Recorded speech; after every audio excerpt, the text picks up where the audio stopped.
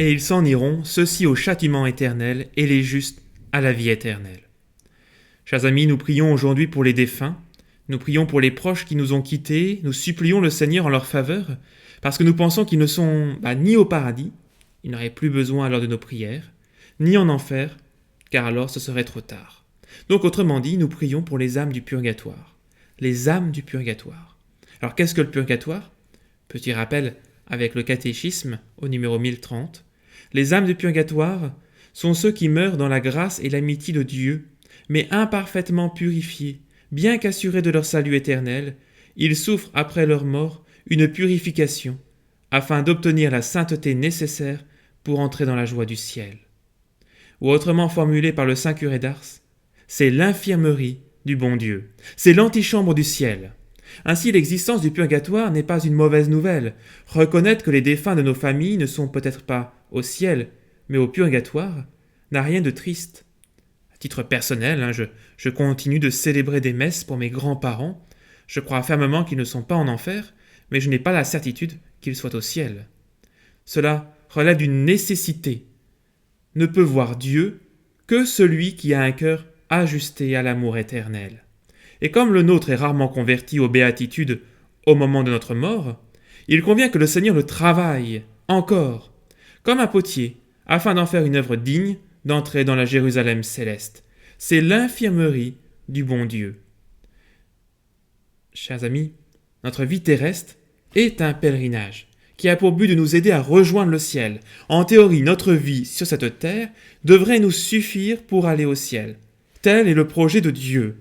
En conséquence, l'un des grands enjeux de notre vie, c'est d'unifier notre cœur pour qu'il soit tout entier polarisé par l'amour de Dieu et du prochain. Unifier notre cœur. Autre manière de dire, purifier notre cœur. Purifier notre cœur, c'est à la fois une entreprise de détachement vis-à-vis de nos idoles et d'attachement à Dieu et à nos frères, pour que l'amour seul règne en nous. La prière, les sacrements, les bonnes œuvres, mais aussi ces arrachements qui nous imposent les épreuves de la vie, l'âge, la maladie, sont autant d'occasions de nous purifier. Au moment où nous comparaîtrons devant Dieu, il se peut qu'en un instant, tous ces mauvaises attaches et les restes de notre égoïsme soient brûlés. Mais il se peut aussi que cette purification exige un processus plus long. Et c'est cela le purgatoire. Le purgatoire, c'est Marie-Madeleine versant ses larmes aux pieds de Jésus. Pleurs de joie ou pleurs de tristesse ? Bien les deux à la fois, parce qu'au moment même où elle sent la miséricorde de Dieu l'envahir, elle perçoit aussi à quel point elle l'a blessé. Le purgatoire, c'est aussi Jésus qui se ceint les reins et se met lui-même aux pieds de l'homme pour le purifier, afin qu'aucune souillure ne vienne ternir la joie de participer à son banquet. Le purgatoire, c'est enfin l'expérience bouleversante que les défunts font de la prière et de l'affection de leurs proches, qui leur disent en somme « Nous étions avec toi autrefois, nous le sommes toujours maintenant que tu n'es plus de ce monde, tu peux compter sur nous. » Et si les défunts pour lesquels nous prions sont déjà au ciel, ils ne se vexeront pas de notre incertitude sur leur situation présente. Nul doute qu'ils sauront reverser les bienfaits de notre intercession en faveur des âmes pour lesquelles on ne pense jamais à prier.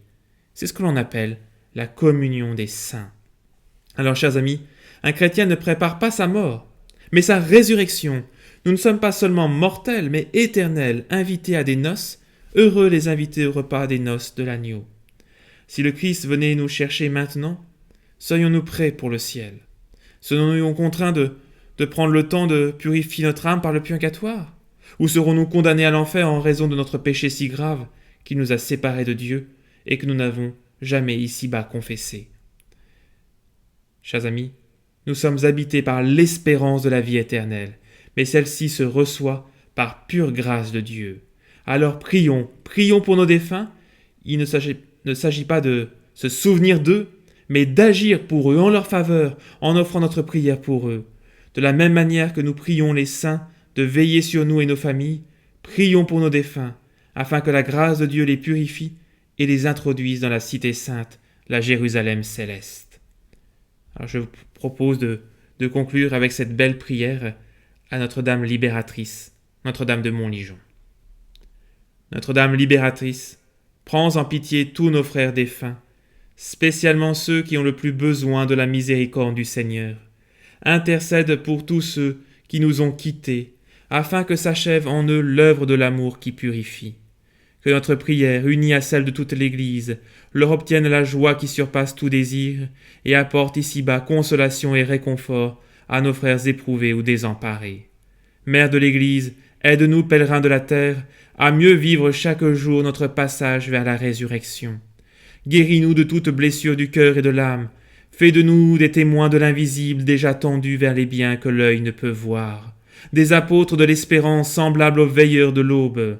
Refuge des pécheurs et reine de tous les saints. Rassemble-nous tous un jour pour la Pâque éternelle dans la communion du Père avec Jésus, le Fils dans l'Esprit Saint, pour les siècles des siècles.